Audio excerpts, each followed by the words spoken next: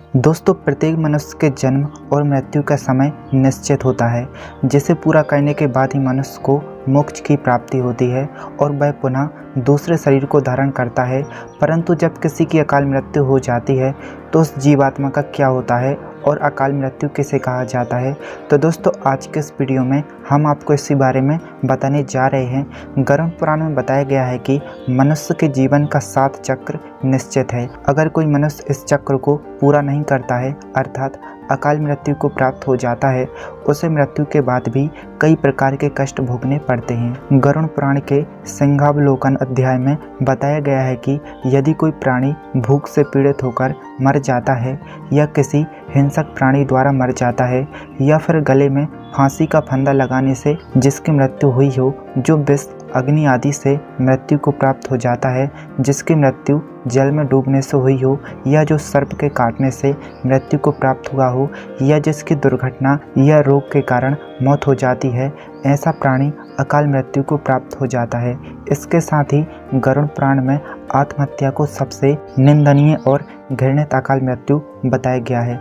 इतना ही नहीं, भगवान विष्णु ने आत्महत्या को परमात्मा का अपमान करने के समान बताया है। साथ ही गरुड़ पुराण में बताया है कि जिस मनुष्य अथवा प्राणी की मृत्यु प्राकृतिक होती है, वह 3, 10, 13 अथवा 40 दिन में दूसरा शरीर प्राप्त कर लेता है।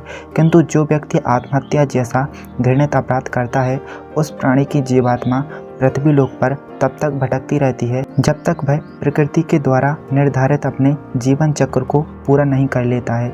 ऐसी जीवात्मा को ना तो स्वर्गलोक की प्राप्ति होती है और ना ही नरक लोक की प्राप्ति होती है। जीवात्मा की इस अवस्था को अगति कहा जाता है।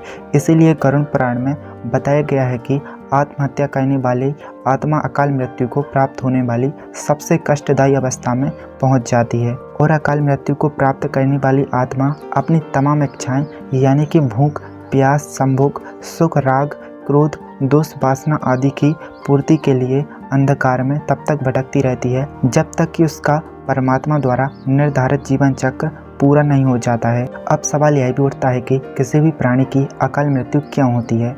तो दोस्तों, इसका जिक्र भी गरुड़ पुराण में हमें देखने को मिल जाता है, जिसके अनुसार जब ईश्वर द्वारा निश्चित की गई मृत्यु किसी प्राणी के पास आती है तो शीघ्र ही उसे लेकर मृत्यु लोक से चली जाती है। प्राचीन काल से ही वेदों का यह कथन है कि मनुष्य 100 वर्ष तक ही जीवित रहता है, किंतु जो व्यक्ति निंदित कर्म करता है वह शीघ्र ही भ्रष्ट हो जाता है। जो व्यक्ति वेदों का ज्ञान न होने के कारण वंश परंपरा और सदाचार का पालन नहीं करता है और जो आलस्य बस कर्म का परित्याग कर देता है और जो जिस किसी घर में भोजन कर लेता है और जो पर स्त्री से संबंध रखता है, वे सभी लोग अकाल मृत्यु को प्राप्त होते हैं।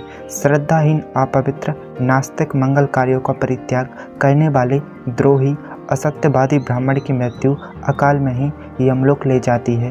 प्रजा की रक्षा न करने वाला, धर्माचरण से हीन, क्रूर, मूर्ख और प्रजा पीड़क क्षत्रियों को यम का शासन प्राप्त होता है। ऐसे दोषी ब्राह्मण और क्षत्रिय मृत्यु के वशीभूत हो जाते हैं और यम यातना को प्राप्त होते हैं। जो व्यक्ति अपने कर्मों का परित्याग तथा जितने मुख्य आचरण हैं उनका परित्याग करता है और दूसरों के कर्म में बाधा उत्पन्न करता है, वह निश्चित ही अकाल मृत्यु को प्राप्त होता है। दोस्तों, आपको यह वीडियो कैसी लगी हमें कमेंट सेक्शन में अपनी राय जरूर दें और अगर वीडियो आपको अच्छी लगी तो इसे लाइक, शेयर और चैनल को सब्सक्राइब करना बिल्कुल भी ना भूलें। साथ ही नोटिफिकेशन बेल को ऑन भी ज़रूर कर लें ताकि हर एक नई वीडियो की नोटिफिकेशन सबसे पहले आपको देखने को मिले। तो चलिए मिलते हैं अगले वीडियो में, तब तक के लिए राधे राधे।